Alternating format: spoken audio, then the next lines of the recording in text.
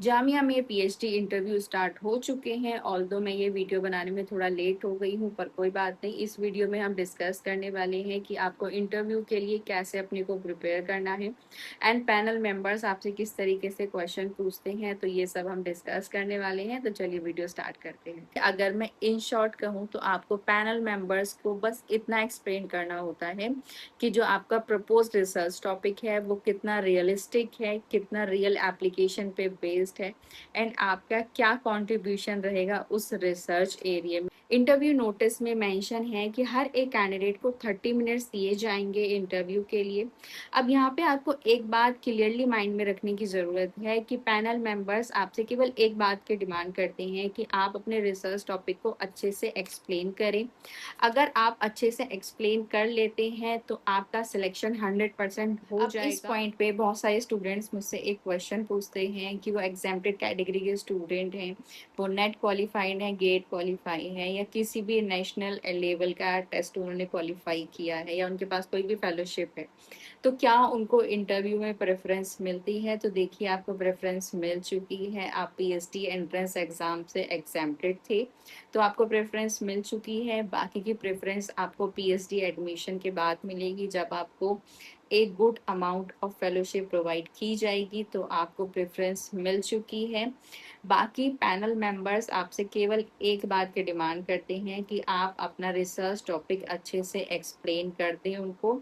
अगर आप उनको अच्छे से एक्सप्लेन कर देते हैं तो आपका सिलेक्शन 100% हो जाता है। तो फाइनली अब हम इंटरव्यू के बारे में डिस्कस करने वाले हैं। तो जब आपका इंटरव्यू स्टार्ट होता है तो पैनल मेंबर्स आपसे कहते हैं इंट्रोड्यूस योरसेल्फ। तो सबसे पहले आप अपने को इंट्रोड्यूस करेंगे, अपना नेम बताएंगे, हाईएस्ट क्वालिफिकेशन बताएंगे, जहाँ से आपने पास आउट किया है, यूनिवर्सिटी बताएंगे, ईयर बताएंगे।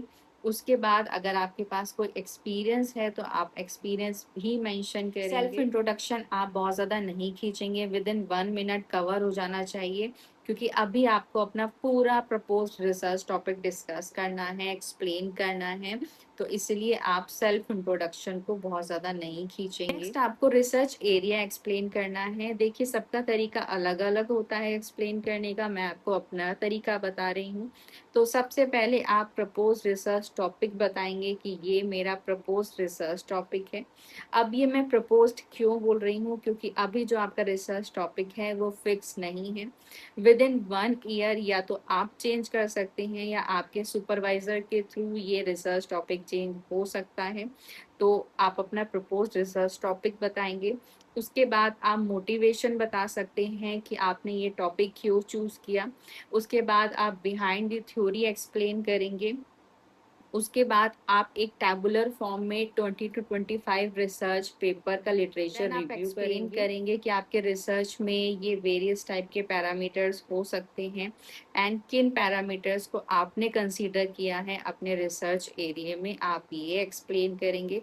आपके पास कोई प्राइमरी डेटा है तो आप वो भी एक्सप्लेन करेंगे। आपके पास कोई ग्राफ है, कोई टैबुलर फॉर्म में डेटा है तो आप वो एक्सप्लेन करने वाले हैं। देन आप लिटरेचर रिव्यू में ही रिसर्च गैप को एक्सप्लेन करेंगे कि आपको ये रिसर्च गैप फील हुआ एंड आपके पास ये टेक्नोलॉजी है, ये मेथोडोलॉजी है जिससे आप अपने रिसर्च गैप को फुलफिल कर सकते हैं। तो ये सब आप एक्सप्लेन करें। देन लास्टली पैनल मेंबर्स आपसे क्वेश्चन आंसर करते हैं। अगर आप आंसर कर देते हैं तो वहीं आपका इंटरव्यू खत्म हो जाता है। और अगर आपने अच्छे से आंसर किया है, आपने अच्छे से रिसर्च को एक्सप्लेन किया है, तो आपका 100% सिलेक्शन हो जाएगा। पर अगर आप आंसर नहीं कर पाते तो पैनल मेंबर्स आपसे ऑल्टरनेटिव रिसर्च एरिया पूछ सकते हैं, उसके रिगार्डिंग क्वेश्चन आंसर कर सकते हैं। इसीलिए मैं कहती हूँ कि आप अपना जो रिसर्च टॉपिक है, जो रिसर्च प्रपोजल है, वो अच्छे से पढ़ के जाइएगा, क्योंकि वहीं से ही क्वेश्चन आंसर पूछे जाते हैं। इंटरव्यू के लिए बहुत सारे स्टूडेंट्स को डाउट होता है कि क्या उनको पोस्ट ग्रेजुएशन के सब्जेक्ट पढ़ के जाने होते हैं, तो ऐसा नहीं होता। According to my experience and मैंने जहाँ तक की सुना है, उनको कोई सब्जेक्ट पढ़ के नहीं जाना होता। जामिया पीएचडी इंटरव्यू में केवल रिसर्च पे फोकस किया जाता है, उनसे कोई एकेडमिक्स के क्वेश्चंस नहीं पूछे जाते हैं। तो आप बिल्कुल परेशान मत होइए, आप केवल से केवल अपना रिसर्च प्रपोजल कवर करके जाइए।